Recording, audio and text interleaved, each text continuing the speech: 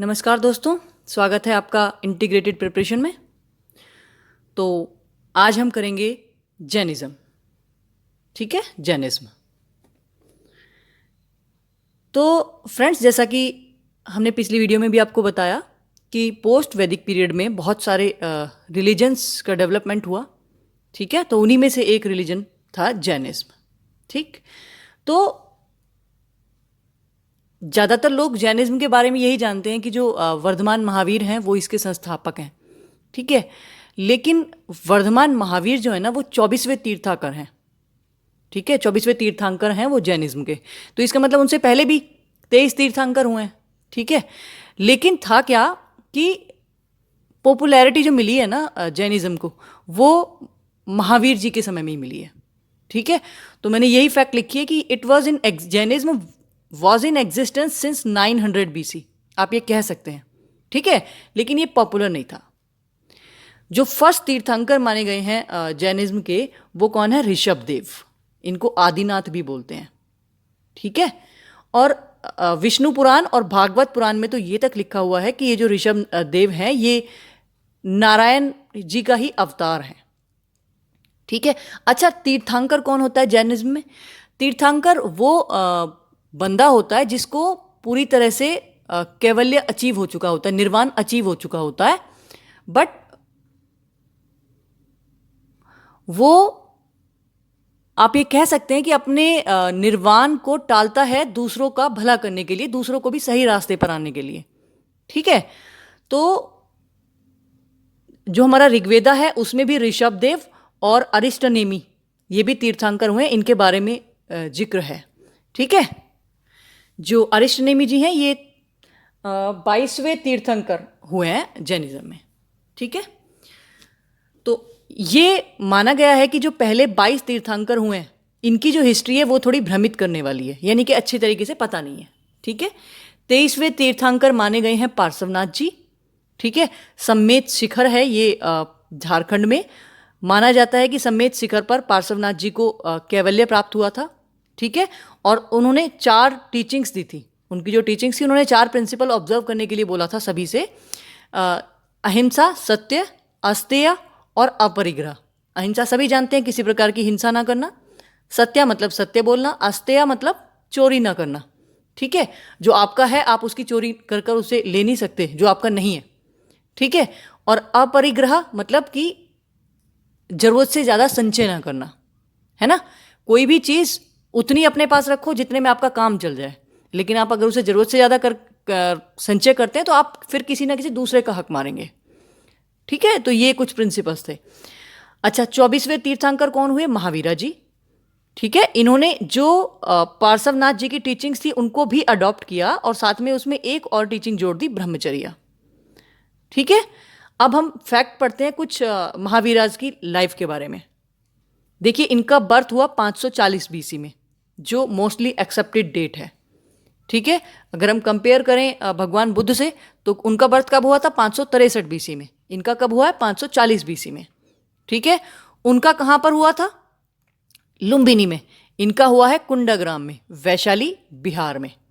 ठीक है, अच्छा, इनके फादर का नाम था सिद्धार्थ। ठीक है, जो कि एक जनथ्रिका करके क्लैन था वज्जी महाजनपद में, उसके राजा थे। ठीक है, और इनकी जो मदर थी वो, उनका नाम था त्रिशाला। वो सिस्टर थी एक चेतक, एक राजा हुआ करते थे वैशाली में। ठीक है, उनकी सिस्टर थी। इनकी शादी कर दी गई यशोदा से, और उसके बाद इनकी एक बेटी भी हुई, उसका नाम था अनोंजा प्रियदर्शनी। ठीक है, जब अनोंजा प्रियदर्शनी की शादी किससे करी? जमाली से, और यही जमाली महावीरा का पहला डिसिपल बना। ठीक है, 30 साल की उम्र में ये आस्केटिक बन गए।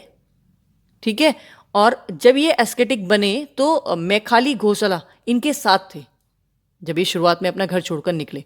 लेकिन फिर बाद में इन दोनों में मतों में विवाद हो गया, तो मैखाली घोषला ने एक अलग सेक्ट बनाया, आजीविका सेक्ट बोलते हैं। ठीक है, और ये जो आजीविका सेक्ट है ये बिलीव करता था नियतिवाद में। नियतिवाद क्या कहता है? नियतिवाद ये कहता है कि जो भी कुछ है ना वो पहले से फिक्स है, नियति ने पहले से ही उसको फिक्स कर दिया है। ठीक है, 42 साल की उम्र में साल के ट्री के नीचे जाम्बिका ग्राम नाम की जगह पर, जो कहाँ है, रिजुपालिका नदी के किनारे।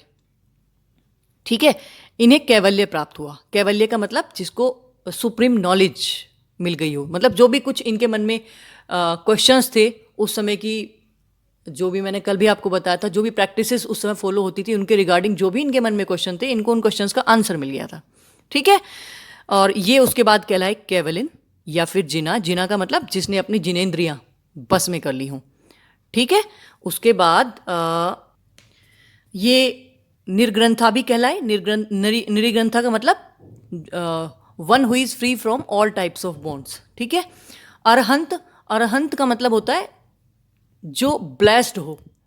ठीक है, या फिर महावीरा, आप कह सकते हैं। ये सभी इनके पर्यायवाची रहे हैं। ठीक है, अच्छा, कैवल्य प्राप्त होने के बाद में इन्होंने अपनी पहली जो स्पीच दी, पहला जो सरमन दिया, वो कहाँ दिया, पावा में। ठीक है, अपने 11 डिसिपल्स को। और यही जो 11 डिसिपल्स हैं जैनिज्म में, उनको बोलते हैं 11 गंधर। ठीक है, 72 साल की उम्र में 468 बीसी में पावापुरी नाम की जगह है, वहाँ इनका देहांत हो गया। ठीक है, और Sudharma, Sudharma is the only Gandhar who survived him. ठीक है, अब इनकी डॉक्ट्रिन्स क्या हैं, इन्होंने किन बातों को प्रचार किया। ठीक है, तो देखिए, इन्होंने कहा कि जो जीवन है ना मनुष्य का, उसका एम होता है टू अटेन मोक्ष। व्हाट इज मोक्ष? ये जो साइकिल होती है लाइफ और बर्थ की, इससे बाहर निकल जाना। ठीक है, तो इन्होंने कहा कि ये जो मोक्ष है, इसको कोई भी बंदा कब अटेन कर सकता है, 3 रत्नों को जब वो फॉलो करे। और ये 3 रत्न कौन से हैं? राइट फेथ, ठीक है, यानी कि सही विश्वास करना। किसमें? विश्वास करना जो तीर्थंकर्स होते हैं उनकी बातों में। ठीक है, राइट नॉलेज, किस चीज़ की नॉलेज? जो भी जैन जो लिटरेचर हैं, जैन जो तीर्थंकर्स की बातें हैं, उनकी नॉलेज होना। ठीक है, और right action, right action means जो जैनिज्म में 5 व्रत बताए गए हैं उनका सही तरीके से पालन करना। ठीक है, अब ये 5 व्रत कौन से हैं? वही अहिंसा, सत्य, अस्तेय, अपरिग्रह और ब्रह्मचर्य। ठीक है, अच्छा, जैनिज्म में 5 तरह की नॉलेज बताई गई है। ठीक है, जिसको आप बोलते हैं मति ज्ञान, मतलब जो डायरेक्टली आपको आपकी इंद्रियों से ज्ञान मिले। श्रुति ज्ञान, जो अपने जो आपके स्क्रिप्चर्स हैं उनको सुनकर के जो आपको ज्ञान मिले, उसको श्रुति ज्ञान बोलते हैं।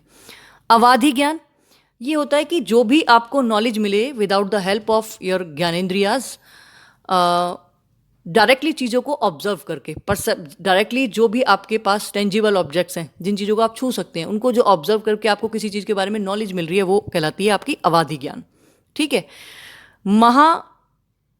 मना प्रयाना, मना प्रयाना का मतलब जो दूसरे के व्यक्ति के मन को पढ़ लेता है। ठीक है, वह ज्ञान। और कैवल्य ज्ञान, केवल ज्ञान का मतलब संपूर्ण ज्ञान। ठीक है, इन्होंने थ्योरी ऑफ शादवाद दी है, इसको अनेकांतवाद का सिद्धांत भी बोलते हैं। तो ये जो शादवाद का सिद्धांत है, ये कहता है कि जो भी जजमेंट्स हम बनाते हैं वो सभी कंडीशनल होती हैं। मतलब ये कहते हैं कि जो संपूर्ण सत्य है ना किसी भी वस्तु के बारे में, किसी भी घटना के बारे में, वो सिर्फ वही इंसान समझ सकता है जिसको संपूर्ण ज्ञान प्राप्त हो चुका हो, जो कैवल्य को प्राप्त हो चुका हो। नॉर्मल जो कॉमन मैन होता है वो उसके उस पक्ष को समझता है जो वो खुद पहले परसेप्ट कर रहा होता है। ठीक है, और जो वो समझता है, आप ये कह सकते हैं कि वो उस वस्तु की पूरी सच्चाई का एक रूप हो सकता है। ठीक है, तो ये जो शादवाद का सिद्धांत है, ये कहता है कि लोग आपस में इसीलिए लड़ते हैं क्योंकि उनके विचारों में भिन्नता होती है। वो भिन्नता क्यों होती है? क्योंकि उनका पक्ष अलग होता है किसी भी वस्तु के रूप को लेकर के। ठीक है, किसी भी वस्तु के गुण को लेकर के। तो ये यही कहते हैं कि किसी भी वस्तु में बहुत सारे गुण होते हैं जिनका संपूर्ण ज्ञान सिर्फ उसको हो सकता है जो कैवल्य को प्राप्त हो चुका हो। ठीक है, ये कहते हैं कि absolute affirmation and negation both are wrong, यानी कि किसी भी चीज़ में आप पूरी तरह अफर्म हो रहे हैं, निश्चित हो रहे हैं, या फिर पूरी तरह उसको नेगेट कर रहे हैं, दोनों ही चीज़ें गलत हैं। ठीक है, और इनके कुछ प्रिंसिपल्स हैं। इन्होंने जो वेदास थे उनको कंप्लीटली रिजेक्ट कर दिया, इन्होंने गॉड की अथॉरिटी को ख़त्म कर दिया, हम नहीं मानते थे। ठीक है, अच्छा, जो आपका जैनिज्म है ये बिलीव करता है कर्मा में। ठीक है, और ट्रांसमाइग्रेशन ऑफ सोल में। ठीक है, ये कहते हैं कि सोल दोबारा से जन्म इसलिए रहती है क्योंकि कुछ कर्म अधूरे रह जाते हैं। ठीक है, और ये कहते हैं कि जो कर्म है ना, ये व्यक्ति की जो सोल होती है उसको अपनी तरफ खींचते हैं, और जब उसके कर्म समाप्त हो जाते हैं तो व्यक्ति जन्म और मरण की साइकिल से अलग हो जाता है और वो कैवल्य को प्राप्त हो जाता है। ठीक है। अच्छा, एक चीज़ और, इन्होंने जो वेदास में जो आपका होता था ना, ब्राह्मण वैश्य क्षत्रिय शूद्र या कास्ट सिस्टम, उसको इन्होंने नकारा नहीं है। ये कहते हैं कि व्यक्ति अपने कर्मों के अकॉर्डिंग वर्ण में जन्म लेता है, जबकि जो बुद्धिज्म था उसमें वर्णास, उसमें आप ये कह सकते हैं वर्णास का जो स्ट्रिक्ट फॉर्म हो गई थी उसको नकार दिया था। ठीक है, और ये कंप्लीट इक्वालिटी की बात करते हैं जैनिज्म में। ठीक, अब देखिए जिस तरह से बुद्धिज्म में बुद्धिस्ट काउंसिल बुलाई थी उस समय जो रूलर्स हुआ करते थे, ठीक है, इसी तरीके से जैनिज्म में भी जैन काउंसिल्स ऑर्गेनाइज हुई थी। ठीक है, पहली जैन काउंसिल कब ऑर्गेनाइज हुई? 300 BC में। कहाँ पर? पाटलिपुत्र में।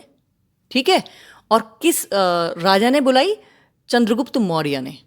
इसके चेयरमैन कौन थे? स्थूलभद्र। ठीक है, और क्या काम हुआ इस काउंसिल में? तो जो जैनिज्म के टेक्स्ट होते हैं, जैन टेक्स्ट, ठीक है, 12 अंगाज क्रिएट किए गए। ठीक है, एक्चुअली में जो ओरिजिनल टेक्स्ट है ना जैनिज्म के, वो माने जाते हैं पूर्वाज, 14 पूर्वा हैं, उनसे ये 12 अंगा क्रिएट किए गए थे फर्स्ट जैन काउंसिल में। ठीक है, सेकंड जैन काउंसिल 512 AD में हुई, वल्लभी में हुई। ये पैटर्न पता नहीं अभी तक। ठीक है, और चेयरमैन कौन थे? देवर्धिक शर्मना। ठीक है, इसमें क्या हुआ कि जो अंगाज थे इनका फाइनल कंपाइलेशन हुआ और इसी में से 12 उपअंगाज भी बने। ठीक है, तो अगर बात करें हम जैनिज्म में जो टेक्स्ट है उसमें क्या क्या आता है, मैंने बताया आपको 14 पूर्वा, उनसे 12 अंगाज बने। ठीक है, और ये कौन सी लैंग्वेज में लिखे हुए हैं? ज़्यादा अर्धमगधी लैंग्वेज में, प्राकृत लैंग्वेज में। उस समय जो कॉमन बोलचाल की भाषा हुआ करती थी वो प्राकृत भाषा थी। ठीक है, या फिर मगधी में। अच्छा, 12 अंगाज हैं, 12 उपअंगाज हैं, 10 परिकरनाज हैं। ठीक है, 6 छेदसूत्राज हैं, 4 मूल सूत्राज हैं इनके, और सूत्र ग्रंथ हैं। ठीक है, उसके अलावा परिशिष्ट पर्वन, ये हेमचंद्र ने लिखी थी ये बुक। ठीक है, भद्र बाहु चरिता एक बुक है, जैनिज्म के बारे में बताती है, और एक कल्पसूत्रा, ये भद्रबाहु ने लिखी थी। ठीक है, अच्छा, ये जो हेमचंद्रा थे ये शायद चालुक्य वंश के कोई मंत्री थे, उन्होंने ये लिखी थी परिशिष्ट पर्वन। ठीक है, अब हम बात करते हैं जैनिज्म में सेक्ट्स की, कि कितने पार्ट्स में बटा हुआ, कितने तरह के इसके सेक्ट्स हैं। तो देखिए, पहली जो मीटिंग हो रही थी ना, जब जैन काउंसिल ये फर्स्ट वाली हो रही थी, तो 298 BC में उसी दौरान यहाँ पर एक पाटलिपुत्र में फेमाइन, सूखा पड़ा। ठीक है, तो हुआ क्या कि कुछ फॉलोअर्स जो थे जैनिज्म के, वो उनमें एक तो भद्रबाहु और चंद्रगुप्त मौर्य समेत कुछ लोग साउथवर्ड शिफ्ट हो गए। ठीक है, कर्नाटक में एक जगह है श्रवण बेलगोला, वहाँ पर ये लोग आ गए। तो 12 साल के बाद तकरीबन ये लोग वापस गए। चंद्रगुप्त मौर्य वापस नहीं गए थे, ये वहीं पर इन्होंने एक्चुअली जैनिज्म में एक आप ये कह सकते हैं कॉन्सेप्ट होता है कि जब इंसान को लगता है कि उसकी मौत आ रही तो वो मतलब खाना छोड़ देता है। ठीक है, और बगैर कुछ खाए वो अपने प्राण त्याग देता है। इस प्रैक्टिस को बोलते हैं सल्लेखना। तो चंद्रगुप्त मौर्य ने अपने प्राण जो है वो सल्लेखना ऑब्जर्व करके त्यागे थे। ठीक है, तो 12 साल बाद जब बाकी फॉलोअर्स वापस गए तो स्थूलभद्र और जो भद्रबाहु इधर से गए थे उनके विचारों में कहीं ना कहीं भिन्नता आ गई। तो जो यहाँ रुके हुए थे पाटलिपुत्र में, ठीक है, इन्होंने कहा अपने आप को श्वेतांबरा, जो श्वेत वस्त्र धारण करेंगे। ठीक है, वाइट क्लैड। और जो साउथ में गए थे और वापस आ गए, जिनका लीडर कौन था? भद्रबाहु। उन्होंने कहा कि ये जो फॉलोअर्स हैं भद्रबाहु के, ये कहलाएंगे दिगंबराज, स्काई क्लैड। इन्होंने ये मानते हैं कि कंप्लीट जो न्यूडिटी है that should be the part of Jainism. ठीक है, और ये मानते हैं कि हमने स्काई को पहन रखा है। ठीक है, जिनको आप दिगंबर बोलते हो। तो ये मैंने सेक्ट आपको बता दिए, श्वेतांबरा और दिगंबरा। ठीक है, अब बात करते हैं आर्किटेक्चर की। तो जैनिज्म को जो प्रोटेक्शन मिला था, दरअसल एक कलिंग बोलते थे पहले, उड़ीसा की जो उड़ीसा का जो जगह है आज की डेट में, यहाँ पर एक राजा हुआ करते थे खारवेल। ठीक है, तो उन्होंने काफ़ी प्रोटेक्शन दिया था जैनिज्म को। उन्होंने गुफाएं बनाई थी, ये उदयगिरी और खंडगिरी की पहाड़ियाँ हैं उड़ीसा में, वहाँ पर उन्होंने गुफाएं बनाई थी, ठीक है, जिनमें एक हाथी गुम्फा नाम से एक बड़ी गुफा मशहूर है। तो इस तरह की गुफाएं जैनिज्म को प्रोटेक्शन प्रोवाइड करती थी। दिलवाड़ा टेम्पल है ये माउंट आबू राजस्थान में, ठीक है। ये गिरनार और पालीटन टेम्पल है गुजरात में। और स्टैचू ऑफ गोमतेश्वरा है, ये किसने बनाया था? चामुंडा रॉय ने बनवाया था, ठीक है, या फिर बाहुबली आप कह सकते हैं। अच्छा, ये जो गोमतेश्वरा है ये किसके बेटे कहे जाते हैं? ये जो ऋषभनाथ हुए हैं, ठीक है, जो इनके पहले तीर्थंकर हुए हैं उनके बेटे। तो ये जो स्टैचू है ये श्रवणबेलगोला कर्नाटक में है, ठीक है। अब कुछ जो जैन तीर्थंकर्स हुए हैं इनके कुछ सिंबल्स माने गए हैं जैनिज्म में, ठीक है। बहुत सारी अलग अलग तरह की स्टोरीज हैं। कोई कहता है कि ये सिंबल्स इनको इसलिए दिए गए हैं कि मतलब ये जो मतलब अभी इनकी ऑथेंटिसिटी नहीं मुझे पता है एग्जैक्टली। कोई तो कहता है कि कोई जब बच्चा ये जो तीर्थंकर्स हैं जब इनका बर्थ हुआ था तो इनके राइट पैर का जो टो है उस पर सिंबल बना हुआ होता था, एक स्पेशल बर्थ मार्क होता था। कोई कहता था कि जब ये कंसीव होते थे अपनी मदर को तो इनकी मदर को कुछ सपने में दिखाई देता था कि जैसे कुछ बुल या कुछ इस टाइप का एलिमेंट उनके मुंह में जा रहा है, तो उस हिसाब से इनके सिंबल्स बना दिए गए। या फिर उनके ये कुछ ने ये भी कहा है कि ये जैसे ये कुछ टाइम पीरियड को कि बुल जिस समय ये हुए ऋषभनाथ तो उस समय बुल नॉन एनिमल था, तो ये एलिफेंट ये जो एनिमल्स हैं ये भी दिखाते हैं कि किस किस टाइम पीरियड में हुए, ठीक है। तो अलग अलग विचार हैं लोगों के। बाकी आपको याद रखना है सिंबल्स कि किसका सिंबल क्या है। इसमें भी सबका बहुत जरूरी नहीं है, एक दो बार रीडिंग मारेंगे तो हो जाएगा। बाकी ऋषभनाथ का सिंबल बुल है, ठीक है, ये कुछ इंपॉर्टेंट है जो जरूर याद होने चाहिए। अजीतनाथ एलिफेंट, सांबरनाथ जी का हॉर्स, ठीक है, अभियानंदम मंकी, उसके बाद सुमतिनाथ का करलियू, ठीक है, पदम प्रभु इनका लोटस रेड कलर का, और ये हुए हैं सुपरस्वनाथ इनका स्वास्तिक, ठीक है, चंद्रजी प्रभु इनका मून, सुविधिनाथ इनका है क्रोकोडाइल, शीतलनाथ श्रीवत्सा, ठीक है। और दरअसल ये श्रीवत्सा में जो वत्सा है ना, ये कहते हैं जो शीतलनाथ जी हैं इनके जो पैर होते हैं उनके निशान को सिग्निफाई करता है ये। और जो जैनिज्म में जो जैन जो तीर्थ जो मॉन्क्स होते हैं वो इनके जो पैरों के निशान होते हैं उनको अपने वक्ष स्थल पर प्रिंट करके रखते हैं, ऐसा कुछ है, ठीक है। नेक्स्ट इज श्रेयसनाथ हैं, ये इनका सिंबल राइनो है। वाशु पूज्या बफेलो, ठीक है, विमलनाथ बोर, आनंदनाथ फाल्कन, धर्मनाथ, ठीक है, वज्र, शांतिनाथ इनका symbol deer, Kunthunath he goat, Arnath fish, Mallinath water pot, Munisuvrat tortoise, और Neminath blue lotus, Arishtanemi conch shell, और पार्श्वनाथ इनका सिंबल है सरपेंट, और महावीरा सिंबल है लॉयन, ठीक है। ये पहले दो और लास्ट के दो वेरी इंपॉर्टेंट, ठीक है। तो ये सब कुछ है फ्रेंड्स जैनिज्म के बारे में, ठीक है। आज के लिए बस इतना ही। Okay, take care, bye bye, have a good day, thank you.